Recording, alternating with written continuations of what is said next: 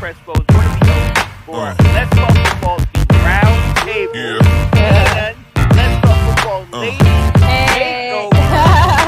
Hi, everybody, and Let's Talk Football. Delilah Crespo here with another episode of Diversity with Delilah. Well, last week, I brought up Larry Brown, the former running back for the Washington Commanders, and how he didn't allow a hearing impairment to keep him from being successful in the NFL. Well, unbeknownst to me, July is Pride Disability Month. And so it just so happens that in the month of July, we are supposed to realize that people with disabilities are not an impairment to society. They're not an impediment, and they've been successful. The reason that July is Disability Pride Month or Pride Disability Month is because that's when they passed the Disability Act, was in July. And so every month, this is when we're supposed to look at achievements that have happened in this country by people with disabilities. Okay, so moving on, we are going to discuss, or I'm going to discuss, Tom Dempsey. Some of you who love paying attention to football from the 70s might already know who Tom Dempsey is. I'm sure you've heard about the Tom Dempsey rules, right? So he was an NFL kicker. He played with a lot of different teams. He went undrafted. He played with the Chargers in 1968, New Orleans for a season, the Eagles, Rams, Oilers, and finally Buffalo Bills. However, his time with the Saints, even though it's one season, is where he became really notable. So he is from Milwaukee, Wisconsin, and he moved to California when he was younger. He attended high school and college in Southern California. He attended high school at San Dieguito High School and played college football at Palomar College.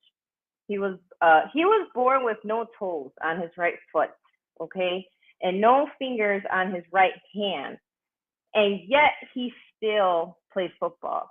He didn't having no toes on his right foot and no fingers on his right hand keep him from playing football. He wore a custom flat-fronted kicking shoe with no toe box, right? It was just like this custom shoe that allowed him to kick. The custom shoe was $200 at that time in the 70s. It's an equivalent of $1,500 today. So it was an expensive shoe, but it was necessary to allow him to kick. The shoe did generate controversy.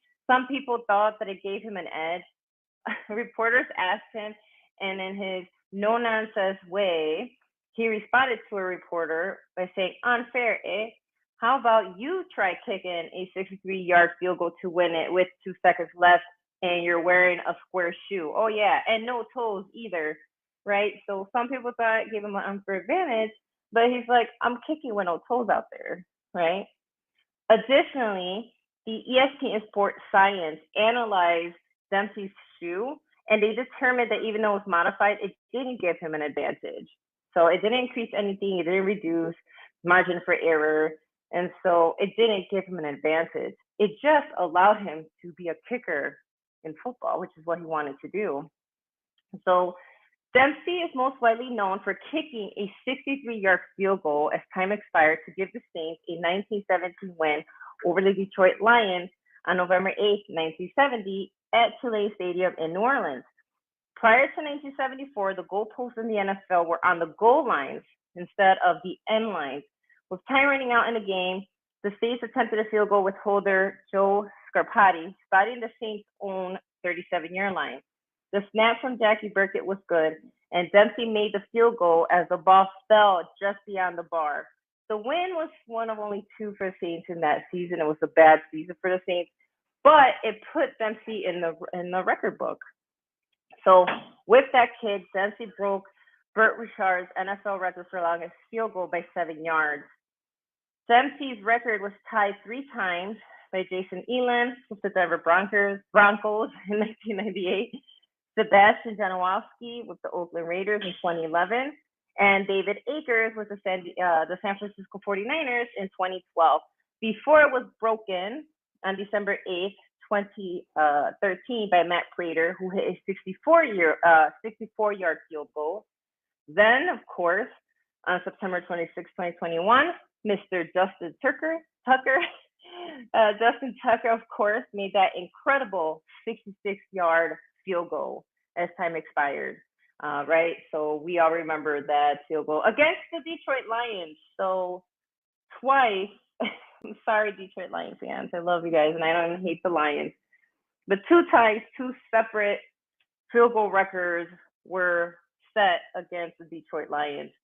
Dempsey in the 70s, and then, of course, Justin Tucker here in 2021.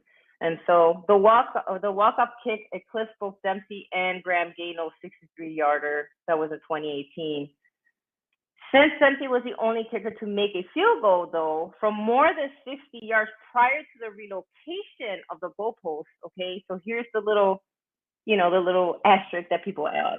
So since Dempsey was the only kicker to make a field goal from more than 60 yards prior to the relocation of the goalpost, he still remains the only player in NFL history to successfully kick a field goal from beyond his own team's 40-yard line. Because you have to remember, they did move the goalpost. So this is where the Dempsey rules come in. The league made 2 rule changes in subsequent years to discourage further really long field goal attempts. I guess they don't really like that. The first was in 1974, which moved the goalpost from the goal line to the back of the end zones, adding 10 yards to the kick distance, and awarded the ball to the defense on a missed kick at the spot where the ball was snapped. So that's one of the changes. This was changed in 1994 then to the spot of the kick, right? So a few things changed when it comes to field goal attempts. Then in 1977, the NFL added another rule. This one they really called the Tom Dempsey rule, and that had to do with shoes. So any shoe that is worn by a player with an artificial limb on his kicking leg must have a kicking surface that conforms to that of a normal kicking shoe. So they're not saying that people with disabilities can't kick or can't be a kicker. They're just saying that everyone has to have the same shoe that they did. I guess they really didn't like the way he had his shoe was modified. I guess they really didn't like that. So even if you have a artificial limb, at that time you have to remember that artificial limbs weren't like it is today. Thank God the advancement of science and medicine allows so many athletes that we know who have artificial limbs still be really successful in their sport.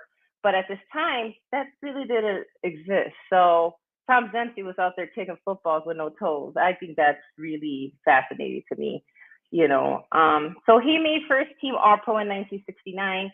He made the Pro Bowl in 1969. He won the George Halas Award in 1971.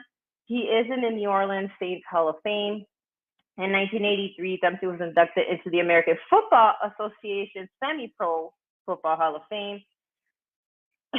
In January 2013, Dempsey revealed that he had dementia, and sadly, it just got really bad. The prognosis was just that during medical examinations and scans, they found holes in his brain, along with a lot of other damage. So who knows how long he was playing with this way when he was playing football.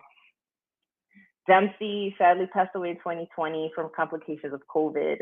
He was in a nursing home at the time. And so that is Tom Dempsey, who, even though he had no toes on one of his feet, also missing fingers, which I thought that was, another thing to realize, he still was a successful kicker in the NFL.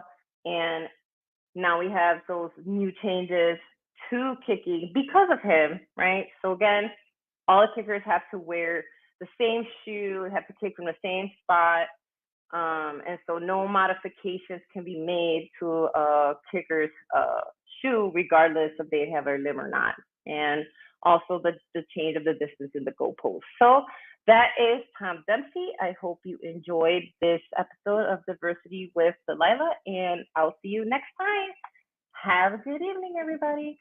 Bye. Yeah.